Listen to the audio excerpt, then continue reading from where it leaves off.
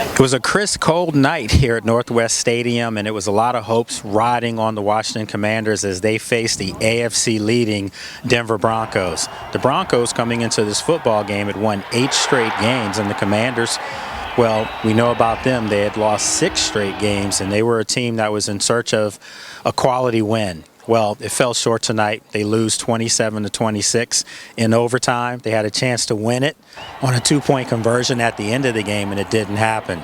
So we're going to take a quick break. When we come back, I'm going to bring in my good friend, Mr. Felix Trammell from Fox Sports Radio, and we'll recap tonight's game. All right, welcome back here at Northwest Stadium, where the Washington Commanders lose to the Denver Broncos 27-26 in overtime. And now I'm bringing in my good friend, Mr. Felix Trammell from Fox Sports Radio. We sat next to each other in the press box, and it was a good football game, and it was something that I think we all needed to see because this team hadn't taken a game beyond halftime in this building in a long time. So it was a good loss, if you want to say that. But what stood out to you tonight? I think Dan Quinn said it, the competitiveness, the showing that the team has fight and it has, there's still talent there. It looked like for a while that Washington didn't want to play or couldn't compete at the level that was needed. You were able to see tonight that they can, that was probably the closest version to the team we expected to see in 2025 out there tonight against a 9-2 team, and took them to overtime and had to play there to win the game. So I think that was encouraging to see. You saw cohesion in the defense. You saw cohesion in the offense. And players coming back led to that conclusion. Will Harris coming back and Terry McLaurin coming back. You can tell the difference. Yeah, I mean, I think what tonight showed you is that this is what it was supposed to look like all season. Right. And they did this without their best player, Jaden Daniels. He didn't play tonight. Marcus Mariota, played admirably, but there were plays that you could see that number 5 probably would have made in this game. Yeah, for some reason, Marcus was a little hesitant to run tonight, and that's usually one of his strengths. And when he did run, he was effective. He got a lot of first downs. He was able to move the chains. But there was times where he kind of hesitated in that interception. I think we're still kind of dumbfounded on what his play was. And he said, he was trying to get rid of the ball, but an 11-year veteran like that, you throw that in the stands, you live to get another down because that's 3 points off. That 3 at minimum, because you would say they were safely in field goal range, but possibly 7, and maybe this game doesn't go to overtime. So it's just those little things that if 5's out there, 5 maybe doesn't make that play. Maybe he runs, he gets the first down with his legs and keeps the chains moving. Yeah, I mean, I think all night you saw just how close this team is, to being able to turn, things around and play some quality football and get some wins.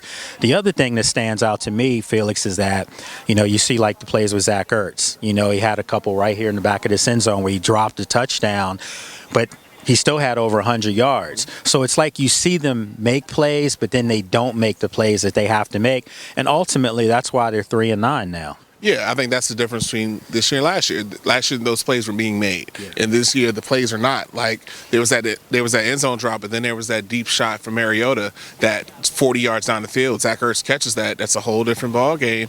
There's points on the board there. So it's just those little increments, those differences of making that play, the tackle a half second late, not quite getting to the quarterback. Bo Nix, that first touchdown, Preston Smith has him. He's going to the ground, but he's still able to complete the pass. Yeah. And, that half second is what's cost Washington all year.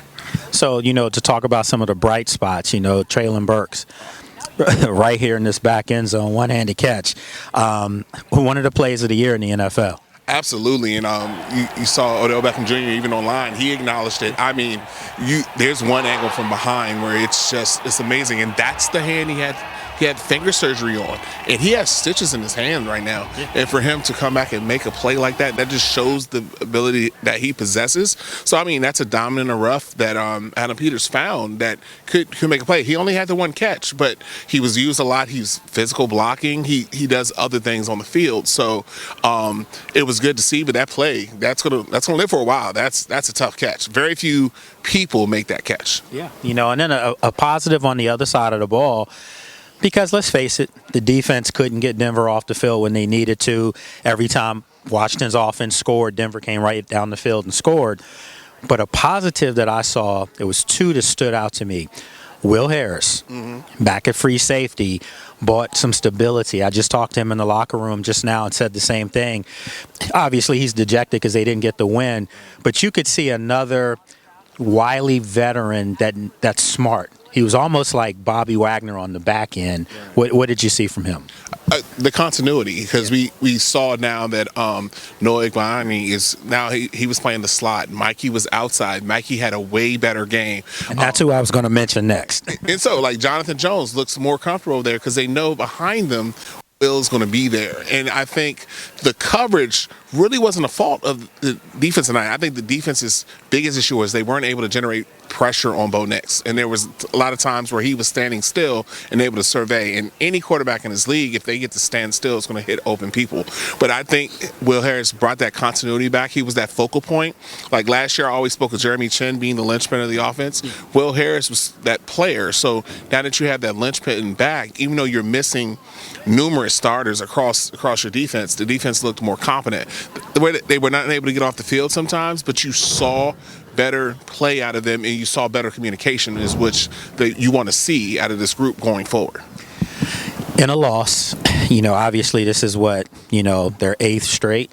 7 or 7, yeah. I mean, they're 3-9 now, so this will be their 7th straight. Yeah. They're performing better, but they're not getting over the hump. They still have some work to do to bring a win home.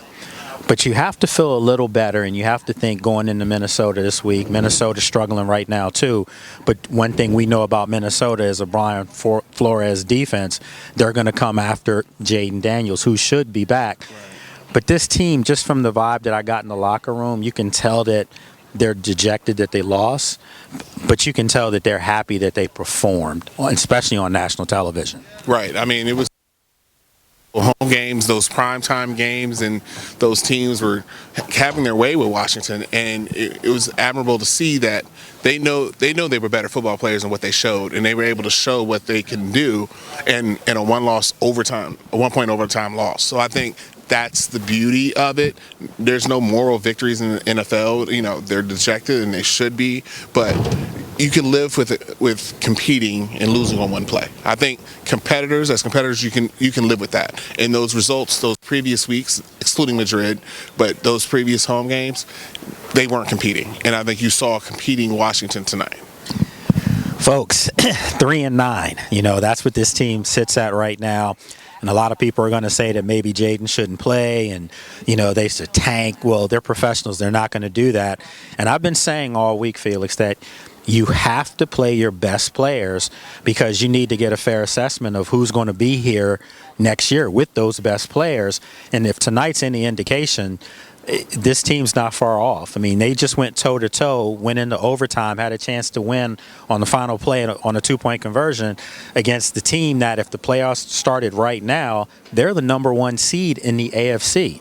So they went toe-to-toe with these guys. Yeah, we had some issues, but Washington's right here. That sets the tone for the next year. So Jaden should play. Any player that's available to play should play. All right, folks, we just wanted to wrap it up a little bit here with Felix Trammell from Fox Sports Radio.